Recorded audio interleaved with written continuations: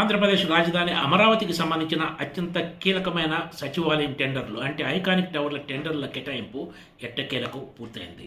ఈ 5 టవర్లను 3,673 కోట్ల రూపాయల అంచనా వ్యయంతో చేపట్టబోతున్నారు. వాస్తవ అంచనా వ్యయం కంటే 158 కోట్ల రూపాయల ఎక్సెస్తో ఈ పనులను ప్రముఖ నిర్మాణ సంస్థలైన ఎల్&టీ, ఎన్సీసీ, షాపూర్జీ, పల్లంజీకి కేటాయిస్తూ ఆంధ్రప్రదేశ్ మున్సిపల్ శాఖ గురువారం నాడు ఉత్తర్వులు జారీ చేసింది. వాస్తవానికి మేలోనే ఈ టెండర్లు ఖరారవ్వాల్సి ఉన్న ఈ వ్యవహారం అంతా జూన్ నెలాఖరు దాకా పట్టింది. దీని వెనుక రకరకాల కారణాలు ఉన్నాయని అధికార వర్గాలు చెబుతున్నాయి.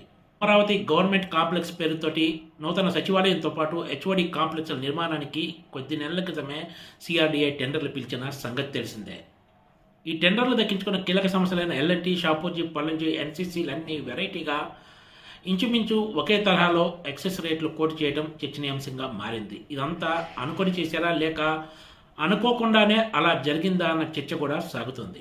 వాస్తవానికి ఈ టవర్ల టెండర్ల అంచనాల ఖరారులోనే పెద్ద ఎత్తున గోల్మాల్ జరిగిందనే ఆరోపణలు ఉంటే ఇప్పుడు ఈ టెండర్లకు కూడా ఎక్సెస్ ధరలు కోట్ చేయడం, ఆ ధరలను ప్రభుత్వం ఆమోదించి ఆయా సంస్థలకు కేటాయించడం చర్చనీయాంశంగా మారిందని చెప్పాలి. ఇక్కడ మరో విశేషం ఏమిటంటే తొలి టర్మ్లో చంద్రబాబు నాయుడుకు ముడుపులు ఇచ్చినట్లు ఆరోపణలు ఎదుర్కొంటున్న షాపూర్జీ, పల్లంజీకి కూడా ఈ కీలక టెండర్లలో పనులు దక్కటం.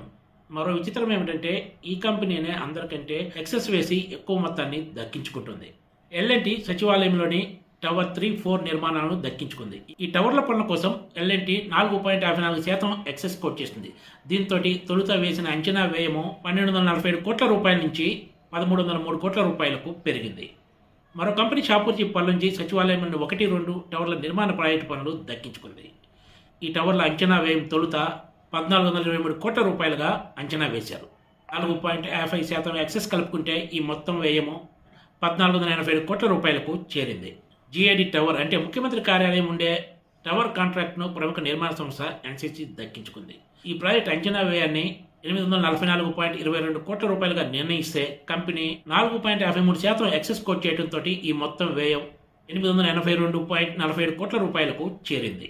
ఈ 3 కంపెనీలు కలిసి వేసిన ఎక్సెస్ వలన ప్రభుత్వ ఖజానాపై 155 కోట్ల రూపాయల పైన భారం పడబోతోంది. టెండర్లు దక్కించుకున్న ఈ కంపెనీలకు లెటర్ ఆఫ్ అవార్డు LOA జారీ చేయడానికి అనుమతిస్తూ ప్రభుత్వ ముఖ్య కార్యదర్శి ఎస్ సురేష్ కుమార్ గురువారం నాడు ఉత్తర్వులు జారీ చేశారు. ఐకానిక్ టవర్ల టెండర్లు కూడా పూర్తి కావడంతో తొలిదశ పనులకు సంబంధించి కీలక పనుల కేటాయింపు అంతా పూర్తయినట్లే చెప్పొచ్చు. Please subscribe TGTV.